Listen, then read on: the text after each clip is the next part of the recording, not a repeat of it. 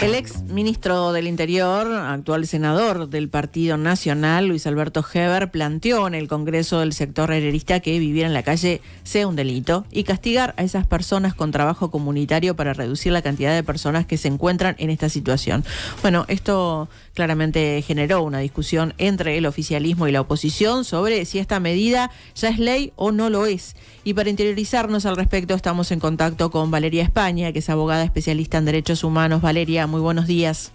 Hola, ¿qué tal? Buen día, ¿cómo están? Muchas gracias por estos minutos, Valeria. Bueno, como decíamos allí en la introducción, Heber planteó en el Congreso del sector herrerista que el hecho de vivir en la calle se convierta en un delito. Y esto ha generado diferentes opiniones, ¿no?, entre la oposición y el oficialismo. El candidato colorado, Andrés Ojeda, señaló que pernoctar en la calle ya es un delito y que esto es así desde los gobiernos del Frente Amplio. En tanto, desde el Frente Amplio desaprueban por un lado lo que dijo Heber y por otro lado señalan que vivir en la calle según la ley es una falta, pero que no es un delito. Bueno, ¿cuál es la realidad? ¿Es una falta? ¿Es un delito? ¿Cómo estamos actualmente frente a esto? Sí, bueno, hay que decir que estamos ante un desafío enorme, que obviamente el tipo de discursos que plantea Heber no es novedoso, pero sí obviamente avanza en esta idea del discurso más punitivo, orientado al castigo. Y bueno, y en realidad lo que tenemos es que efectivamente, a partir de la ley de faltas, se considera pernoctar en la calle una ocupación indebida del espacio público. Sin embargo, esto a su vez de alguna forma se reforzó a través de la modificación del artículo del Código Penal que incorpora esto a partir de la ley de urgente consideración. Entonces, lo que vemos es que ha habido en los últimos años un avance en medidas que para enfrentar la situación de tantas personas que están en situación de calle ha sido o medidas orientadas al castigo, que puede ser una falta, pero que no deja de ser un delito leve, pero una falta al fin de cuentas, y por otro lado medidas que van más orientadas de alguna forma a una visión más sanitarista, como puede ser la medida de que se adoptó recientemente a partir de la ley de internación compulsiva. Entonces, en realidad lo que vemos es que desde el sistema político podría parecer que no hay un compromiso por ir al fondo de la situación, que evidentemente el castigo no soluciona nada, que la población en situación de calle es absolutamente diversa, no es una misma solución para todas las personas, pero lo que es seguro es que criminalizar la pobreza y criminalizar las omisiones del propio Estado obviamente es absolutamente torpe y obviamente en esas líneas que navega permanentemente Heber. Ahora, ¿qué pasa en cuanto a las etiquetas y el contenido? Porque esta diferencia que se dio, ¿no?, con Andrés Ojeda, con el precandidato, surge, con el candidato, perdón, del Partido Colorado, surge justamente porque en realidad, si bien Heber habla de delito, plantea esto de que se vaya a trabajo comunitario en caso de vivir en situación de calle, y lo que dice Ojeda es, bueno, pero esto ya se marca, ya está, digamos, como una falta el ir al trabajo comunitario. ¿Cómo hay que entender esto? Sí, en verdad eso está en el Código Penal, a partir, como les comentaba, tanto de las incorporaciones que hizo la ley de faltas como posteriormente la ley de urgente consideración, e incluso se presentó una acción de inconstitucionalidad por lo que implicaba el trabajo comunitario en su momento con la ley de faltas, y bueno, en realidad creo que eso también nos aleja del fondo de la situación, porque de alguna manera, al estar discutiendo sobre si existe o no este delito, que en realidad existe de vuelta la falta de la ocupación indebida del espacio público, esa sería como la versión leguleya de lo que estamos hablando, en realidad el fondo es, bueno, nos enfrentamos a una situación de exclusión muy fuerte, donde evidentemente cuando hay en estas temporadas de invierno se refuerzan algunas medidas, pero que no dejan de ser menores, sobre todo en relación a lo que evidencia la situación de calle, que es el fracaso de una serie de políticas sociales que tendrían que orientar muchas acciones para prevenir la situación de calle, y sin embargo no solo no previenen, sino que generan la exclusión. y generan esto. Lo podemos ver con los egresos penitenciarios, lo podemos ver en relación al tema de salud mental y también lo podemos ver con algo que se ha ido denunciando en estos últimos meses, que es el desamparo del INAU, porque muchos de los gurises que salen del INAU, de haber sido institucionalizados toda su vida, también son personas que después pueden quedar también en este tipo de situaciones. Entonces, no deja de ser bastante contradictorio y preocupante que un político como Eber me diga eso a la pasada, por más que haya errores técnicos en su decir, pero que busca alimentar un sentido de rechazo y de alguna manera de una humanidad de segunda categoría, cuando en realidad es el propio sistema político y particularmente el gobierno de turno quien tendría que haber adoptado medidas mucho más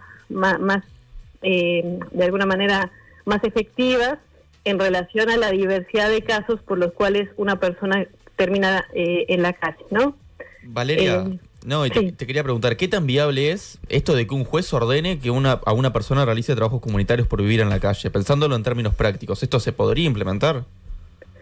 Es que en realidad, de vuelta, volvemos un poco a la normativa vigente. Hoy por hoy, de alguna forma, existe esto que es esta configuración de la falta, de la ocupación indebida del espacio público, y efectivamente la policía, en tanto auxiliar de la justicia, como se denomina, digamos, formalmente, tiene la posibilidad de poder conducir a las personas que están en situación de calle y eventualmente un juez de faltas determinará si se realizará alguna medida como trabajo comunitario. Eso es correcto. ¿Y eso por lo general se da, Valeria, o no? Bueno, ahí en realidad son acciones que tendríamos que implementar para monitorear efectivamente digamos la continuidad por la cual la policía recurre a eso, porque en definitiva ha habido de alguna forma en los últimos años una actuación conjunta entre la policía y el MIDES para poder llevar a las personas a los refugios directamente. Pero no deja de ser preocupante. Esto, en definitiva, esta medida, o sea, lo que dice Eber es, de alguna forma, amplificar el discurso punitivo que ya existe, que son medidas que existen, que de alguna forma se han complementado históricamente con las leyes de internación compulsiva, que desde la academia como de la sociedad civil se ha dicho que eso no funciona, que definitivamente es no abordar un tema con seriedad, sino de alguna manera solamente para decir, para detener algo que deciden en el debate público, pero sin obviamente aportar soluciones. Entonces, en definitiva, esto que dice Eber, de alguna forma, insisto, prende las alarmas, pero es algo que ya ha estado sobre la mesa y que incluso vemos como Uruguay, en relación a otros países de la región e incluso en este contexto que estamos, tiene la normativa menos garantista para las personas que de alguna manera están en situación de calle o en riesgo de estarlo. Uh-huh. Ahora, Heber señaló que la gente está terminando de tomar justicia por mano propia, siendo violenta, porque no aguanta más que estas personas, refiriéndose a las personas que están en situación de calle, vivan frente a sus comercios, incluso haciendo sus necesidades. Bueno, según tu visión, ¿qué tipo de políticas de Estado se deberían aplicar para mejorar la queja de los vecinos y mejorar esta convivencia? Una primera nota es solo decir que podría considerarse una apología del odio, lo que está haciendo Eber, eso como un primer punto que me parece que es clave, que va de la mano con algo que venimos, que se viene conversando sobre las violencias autorizadas, es decir, si el Estado produce violencia hacia determinados ciudadanas y ciudadanos, eso de alguna forma genera en el imaginario la sensación de que eso es posible, y evidentemente eso hace y habilita situaciones de violencia inadmisibles, como hemos visto con diferentes situaciones de violencia que se han dado en algunos barrios, que particularmente se han hecho visibles en Malvín por la acción del cura Omar Franza, y en definitiva lo que tendrían que tomarse en cuenta, por lo menos en esta construcción de convivencia y demás, es entender por qué se genera este fenómeno, ¿no? Muchas veces se plantea que son historias individuales y fracasos individuales, cuando en definitiva estamos frente a una serie de malas decisiones en términos de política pública que generan la expulsión de la mayoría de las personas que hoy están en situación de calle. Entonces eso creo que es un dato que es importante que pueda estar en el imaginario de las y los vecinos, y sobre todo que prime el ver a una persona en una situación de desamparo gravísimo, que podría llegar a morir de frío, y que de alguna forma lo que se ha generado a partir de ese discurso de la ocupación indebida, de la persecución policial, de la idea del delito, es generar, obviamente, romper, digamos, estos lazos de reconocimiento de la otra persona que está ahí, de su humanidad. Entonces, en definitiva, es una situación compleja porque cuando hay una persona en situación de calle en la puerta de las personas que quizás no se escuchan, se da esta expresión de la pobreza más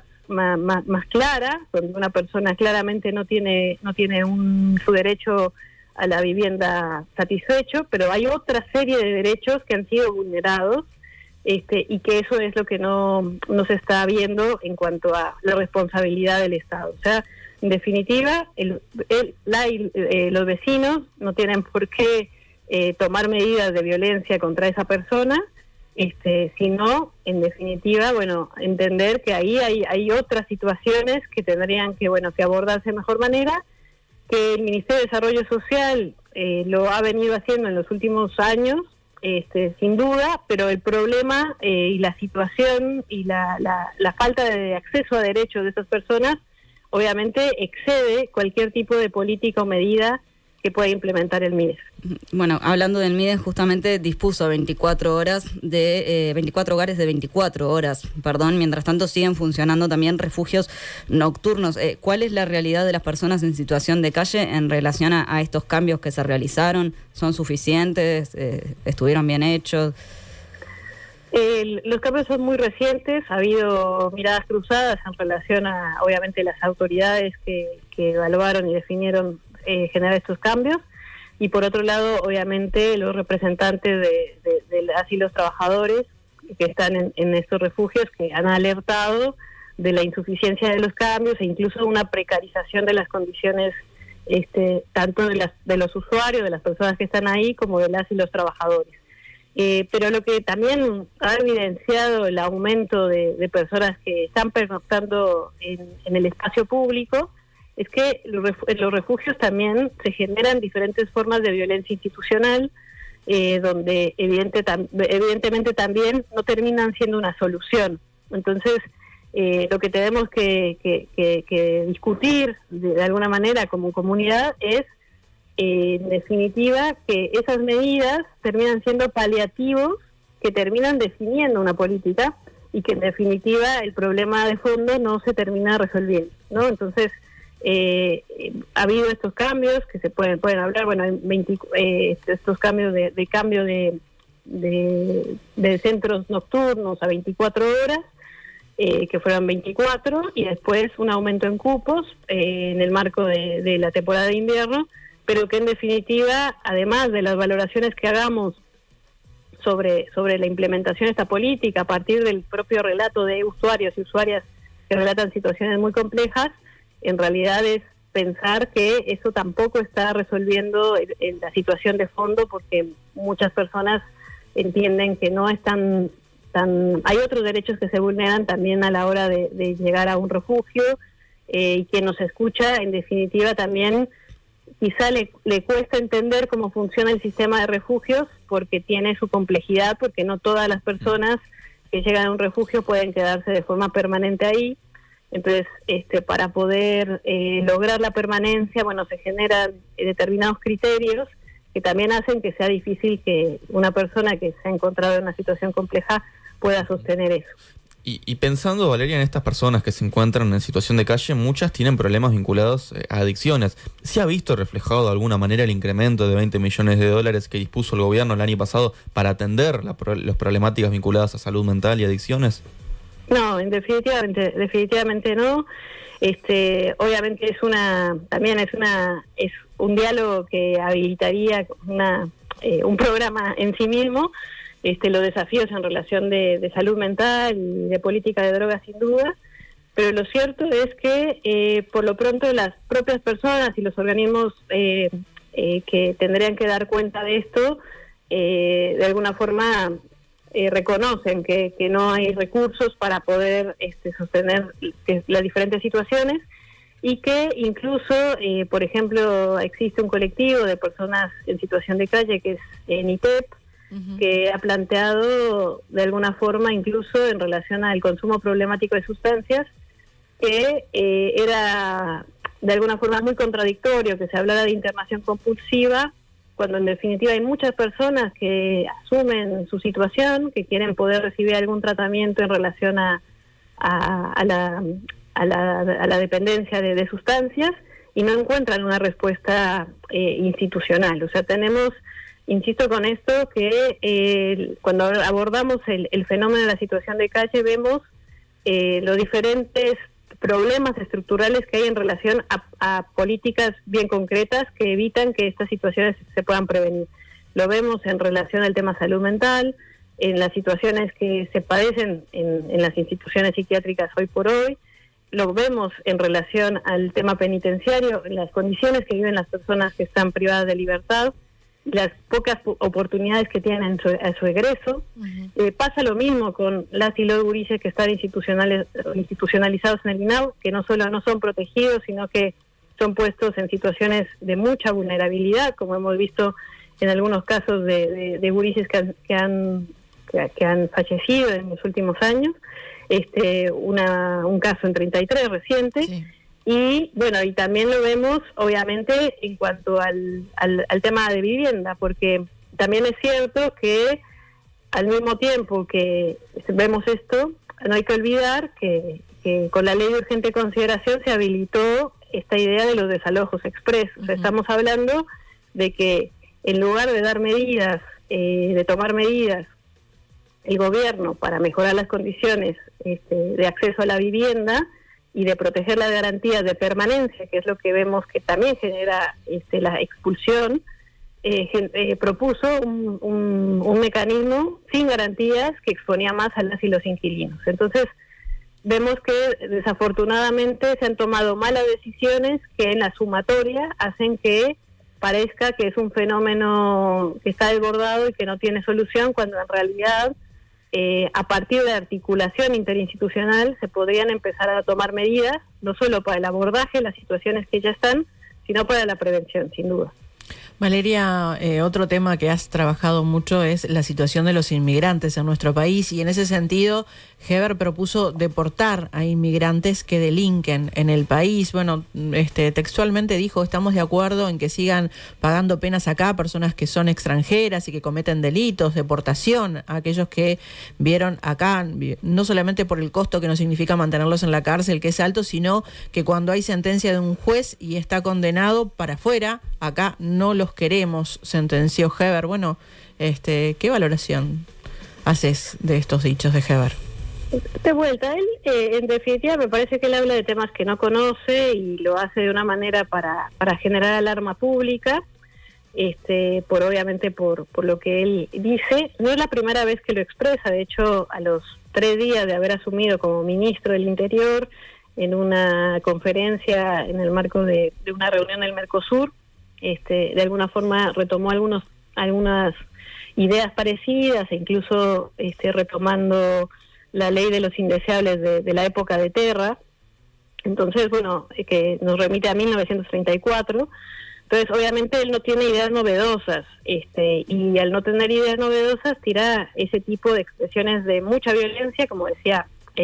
anteriormente en el otro caso, que fue apología al odio. En este caso vemos que también busca generar un problema donde definitivamente no existe. O sea, no tiene evidencia empírica para poder afirmar eso, y sin embargo lo dice. Vemos que Uruguay, de alguna forma, si bien ha habido un aumento, como podemos ver en el último censo, por lo menos con los datos preliminares que tenemos, que hubo un ligero aumento en relación a la migración, no podríamos afirmar que es un país donde existe una llegada masiva de migrantes. Eso no es verdad. Y que obviamente, si bien sí hay migrantes que están llegando, estamos hablando del 3% de la población, que nacieron en un origen diferente a Uruguay, según el último censo. Lo que vemos es que, en definitiva,